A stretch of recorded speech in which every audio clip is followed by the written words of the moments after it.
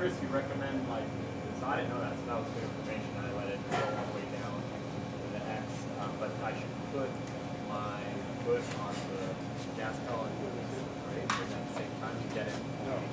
No. You just keep your foot on the accelerator pedal, and you just keep it still. If I had a way to have like a little dial to keep it maybe put something behind the accelerator pedal where I can only push it so far, Okay. I would love that. But So that's the best. And to kind of go back to autopilot, so when I see that and I look at the graph, with autopilot, I feel that actually, even though it's supposed to get better range, I feel it doesn't.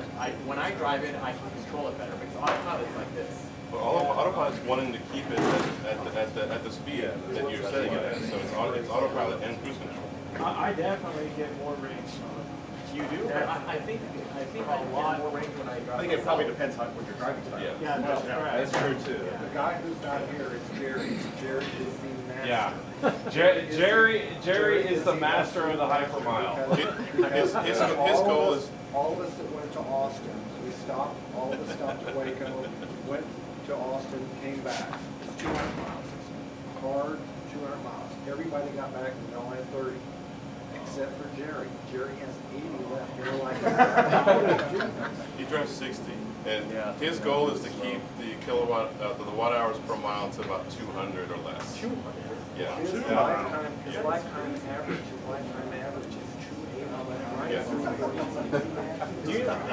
Mine's 300, so I'm getting there. Mine's like Although I do like to punch it.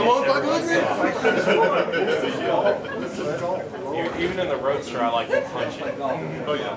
So question, do you know what the 1-to-1 ratio is? I have a limited experience with the X, but I think it's around, if you do 340, whatever you're, I don't know, you guys know this probably.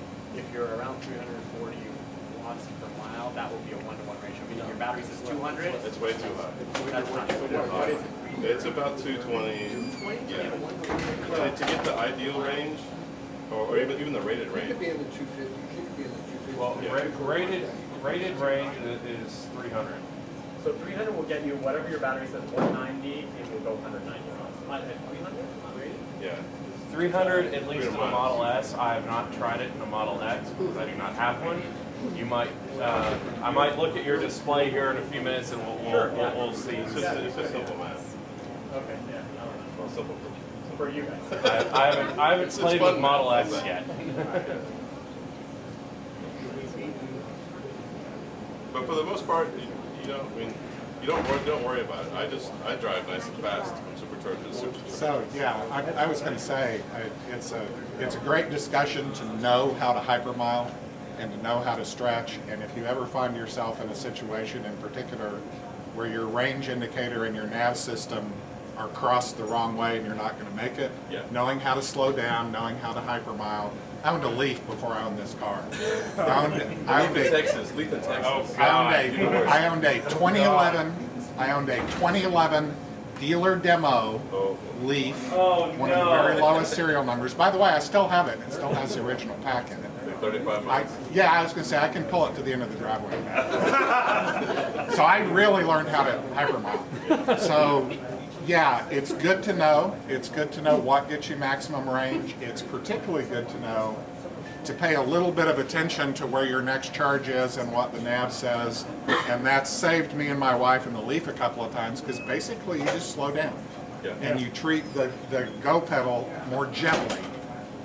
And you slow down until those numbers cross. And I got to tell you, as a Leaf driver, I got really good at pulling into my driveway with 3 miles, 4 miles. So one thing you But the reason why I wanted to jump in is I then bought a P85B, which I desperately love. Which,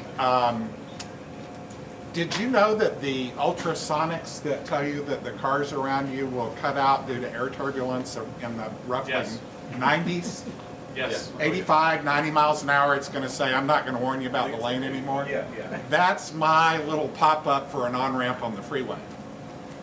I love this car. I drive it long distances. You go to superchargers, you go where the superchargers tell you. I drive 80 and 90. I don't hypermile, thank you very much. I punch around people. Drive it like a real Like a He's stone. the master of non-hypermile. You know, and you know what? If you do all the, you do all of this and that, and then you lay back and you cruise at 80 and you make the next supercharger and life is good and off you go, and they're amazing cars. So those of you who are relatively new to it or have a car on order, it's funny because what you hear electric car people talking about all the time is, how do you extend range? How do you extend range? Where do you charge? Where do you charge? I'll tell you what, I charge at home every second or third day when I'm driving to or from work, not even every night. And where do I charge when I'm driving? Where the car tells me the next supercharger is. It's a non-issue. Yeah, It's good to know. It's a fun discussion. It's good to know. It's good to know how to do it if you're ever in a pinch. But if you just listen, you think we're all scientists managing the chemistry in our battery ultra carefully. And by God, my right foot says something different than that. Yes. The S is certainly way better with the AC not killing your range. Like the Leaf, the AC kills the range. Yeah. Well, not only that, but forgive me if I'm wrong, but as I remember, right, the Leaf has an air-cooled battery. Yes, correct. And Correct. not actively managed. So if the arrow says 115 degrees, it's going to cook the battery. Yeah. But I'm glad you brought that up because we had a new person here. She was wondering about the battery and what since we're talking about I this, mean, this is all really fun discussion, but it's kind of like the discussions of, well, here's the 27 different ways to change a flat tire. Yeah. I honestly haven't changed a flat tire in about 15 years. I guess I'm just lucky. So I know all this stuff because I've had to do it because I've taken very long trips in my car since I've had it almost 2.5 years ago. Before And back when, superchargers. back when there were fewer. Way before superchargers were. Why don't you give a little bio about yourself, and I'll give a bio about myself. So my wife and I, our previous car was a Mercedes R320 diesel, and it's nice and pretty, and it had lots of room and stuff. And on the way home from bringing the girls back from school, my wife was driving by a place and she saw this beautiful maroon car, and she said, "Hey, there's this really cool car. Next time I get the girls, come with me. I want to show it to you." And I was like, "Okay." And so we drove by. It's like, "Oh yeah, that's a Tesla." And she said, "Well, that's really good." And she's like, "Well, what is it?" And I said, "Well, it's a really expensive electric car." That's all I said. That's all I knew about it. And then maybe a few months later, the Consumer Reports, not the Consumer Reports, but the Highway Institute did the crash test reports, and it made the news, all over the news. And so she's like, "Oh, that car we saw, it's got super high safety ratings. We should look at that because we've got 2 little girls, and safety is a good thing." So we started looking at it, and I was like, "Yeah, it's an expensive electric car." So I started looking into it. I was like, "Well, if my wife is saying, 'Hey, we should look at this car,' I'm like, well, maybe we can get something like that." I mean, I've already got permission to start doing the investigation. So I've got a very large spreadsheet that compares if we kept the Mercedes for 10 more years and all these other different cars, even just for fun, the Leaf. Here's the 10-year total cost of ownership, and it was Volvos, Affinities, and Mercedes, and Lexus, and maybe like a Lincoln hybrid, and then a Leaf. And at the 5-year mark, the Tesla started looking cheaper to own than like a $50,000 Volvo XC60 even. So we started doing the math, and this is what we can do, and here's how we can get it. I mean, I don't make that, I don't make a whole lot of money. I mean, I make okay money, but it's not necessarily a stretch, but we did it anyways. We did whatever we had to do to get it, and so we took the test drive September of 13, placed the order immediately, found out that we could actually confirm sooner than 2 weeks. So we're like, "Oh yeah, quick!" And we took delivery December of 13, and we've been loving it ever since. So back then, there were some superchargers. Texas was an island for a while. We had the Triangle. So, And yeah, of course, and then Huntsville came online, and that was fun. So, but yeah, we've been to Colorado. We've been to, on a whim, we went to Des Moines, Iowa. Nothing but superchargers, and Except for Des Moines. yeah. But we went to visit my cousin who lives 3 blocks away from a public library that has a J-plug for like stood overnight there. So it was free electricity there and back, and it was probably, with 2 little girls having to go potty every few hours or less, it would have been exactly the same if we had a gas or diesel car. So it was great. We're actually going to Florida, I think next month.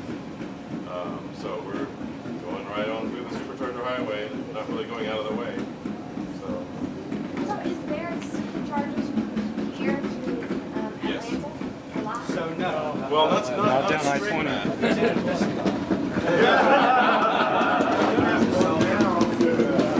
There are superchargers connected down to Houston, across the Gulf on I-10. Yeah, but I'm not going that way. I go I-20 straight. Exactly. There you go. So, I-20 east I've is not driven a to route to Jacksonville, and it's about 100 miles more. And Jacksonville just So- opened. Jacksonville And, just and yeah, opened. Jacksonville wasn't open. sorry for that. The superchargers are still under construction. Jackson, Mississippi opened day before yesterday. Yes, all that. So we know that there's one in Lindale, Texas coming. Okay, I think I should ask a different way. Can I get from here to Atlanta on I-20? Yes, and not on I-20. But she asked I-20. know. She asked for If you, I-20. if you Not yet, not yet, Okay, I'm gonna not wait. yet. if you You're gonna have spin to wait. the line the street, You probably, I think I-20 could be done. To clarify, she can get there on I-20, but you're going to be charging at some KOA.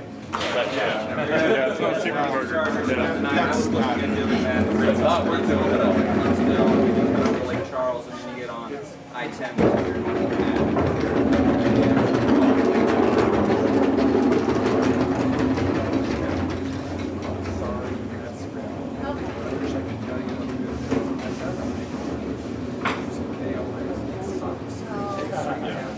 Guys, I'm confusing her. Okay, one of those routes. so the easiest route is to go to Houston. But Well, the other thing is, Tesla is building on I-20. yes, We know that permits were just approved in Cisco and Sweetwater. We know that construction is beginning imminently. We know that there is construction beginning soon in Lindale, Texas, and also in Sulphur Springs, Texas. We know that I-20 is a priority for them and will be done sometime this year. now one thing you could do